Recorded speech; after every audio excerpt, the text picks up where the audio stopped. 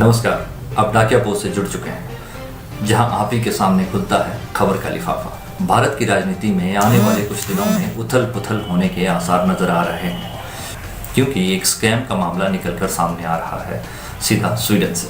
जी हाँ, स्वीडन की बस और ट्रक बनाने वाली एक कंपनी स्कैनिया ने अपने कर्मचारियों और भारत के एडमिनिस्ट्रेशन में बैठे कुछ लोगों के नाम एक स्कैम में उजागर किए हैं। बड़ी बात यह है कि इन नामों में एक नाम यहाँ के केंद्रीय मंत्री का भी है। अब जबकि यहाँ पर 5 राज्यों में चुनाव होने वाले हैं, जिनकी तारीखें भी घोषित हो चुकी हैं, और राजनीतिक पार्टियाँ अपना पूरा दम लगा रही हैं कि किस तरह इन राज्यों में अपनी सरकार बचाई जाए या फिर बनाई जाए। तो इस स्कैम मामले में देश के कैबिनेट मिनिस्टर का नाम सामने आने से राजनीतिक तौर पर बहुत हो हल्ला जरूर होने वाला है। अब जैसे जैसे मामला खुलेगा, इन्वेस्टिगेशन होगी, तो समझ आएगा कि इस मामले में कुछ ठोस है भी या ये बस हवा की न्यूज़ थी। इस पूरे मामले में जिन मिनिस्टर महोदय का नाम सामने आ रहा है वो हम आपको आगे बताएंगे। पहले समझ लेते हैं कि स्वीडन की ये कंपनी का स्कैम मामला है क्या। दरअसल मामला खुलकर सामने तब आया जब कंपनी ने अपनी इंटरनल इन्वेस्टिगेशन में पाया कि भारत के साथ हुई डील में कुछ गड़बड़ियाँ हैं। कंपनी के एम्प्लॉयज़ इसमें शामिल पाए जाने का पता चला, जिसमें सीनियर मैनेजर तक शामिल थे। हालांकि कंपनी के अनुसार उस वक्त के ये लोग अब कंपनी में नहीं हैं। 3 मीडिया हाउसेस की कोलैबोरेशन में तैयार इस न्यूज़ रिपोर्ट में बताया कि स्कैनिया ने भारत में 7 राज्यों में कॉन्ट्रैक्ट हासिल करने के लिए साल 2013 से 2016 के बीच रिश्वत दी थी।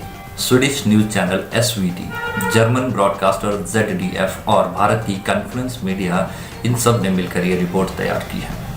इस रिपोर्ट में ये दावा किया गया है कि स्कैनिया ने चेसिस नंबर और लाइसेंस प्लेट बदलकर ट्रकों के मॉडल नंबर में हेरफेर किया। इन ट्रकों को भारतीय खनन कंपनियों को बेचा और कई करोड़ डॉलर का मोटा मुनाफा कमाया गया। अब कंपनी का कहना है कि इस मिसकंडक्ट पर 2017 में ही इन्वेस्टिगेशन शुरू हो गई थी, जिसकी रिपोर्ट अब जारी की गई है। स्कैनिया ने 2007 में भारत में काम करना शुरू किया था और 2011 में फैक्ट्री खड़ी की थी। कंपनी के प्रवक्ता ने बताया कि गड़बड़ियां मिलने के बाद स्कैनिया ने भारतीय बाजार में बसों की बिक्री पर ही रोक लगा दी थी।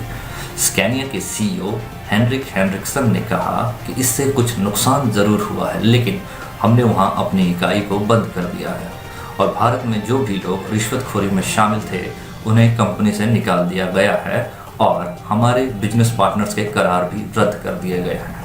SVT के एलिगेशन के मुताबिक स्कैनिया ने स्पेशली इक्विप्ड बस को एक कंपनी को दिया था, जिनके कनेक्शन केंद्र के मंत्री नितिन गडकरी के साथ थे, और यही बस गडकरी की बेटी की शादी में भी इस्तेमाल की गई थी। इन सब आरोपों के बीच गडकरी के ऑफिस ने एक बयान जारी करके कहा है कि गडकरी और उनके परिवार के सदस्यों का बस की खरीद या बिक्री से कोई लेना देना नहीं है। इसके साथ ही ये भी कहा गया कि चूंकि स्कैनिया बस का पूरा प्रकरण स्वीडिश कंपनी का आंतरिक मामला है, इसलिए मीडिया को स्कैनिया इंडिया के आधिकारिक बयान का इंतजार करना चाहिए। पूरे प्रकरण में सबसे ज़्यादा चौंकाने वाली बात है कि इस खबर को लेकर भारत के मेन स्ट्रीम मीडिया की चुप्पी। कुछ गिने चुने अखबारों ने खबर को ऑनलाइन पब्लिश किया है, जिसमें से कुछ ने इसे नितिन गडकरी के बयान से हाईलाइट करके बनाया है, तो कुछ ने नाम का जिक्र भी नहीं किया है। बहरहाल कुछ मीडिया हाउसेज ने तो इस मामले को वर्ल्ड न्यूज़ के नाम से पब्लिश करके अपने मीडिया धर्म को निपटा देने की कोशिश भी की है। पूरे दिन मीडिया ने इस खबर से दूरी बनाकर रखी। हालांकि शाम होते होते तक ये खबर ट्विटर पर ट्रेंड जरूर कर गई। इस खबर को सामने लाने का काम किया वरिष्ठ पत्रकार और समाज सेवी दिलीप मंडल ने। वे पूरा दिन इस स्कैम मामले में देश और दुनिया में छप रही खबरों को ट्वीट करते रहे, जिसके बाद ऑपोजिशन के कुछ नेता इस मामले पर बोलने लगे। हालांकि बड़े विपक्ष के नेता अभी इस पर कोई सवाल पूछते दिख नहीं रहे हैं, और जब विपक्ष ही सोया पड़ा हो तो सरकार को जवाब देने की जरूरत ही क्या है।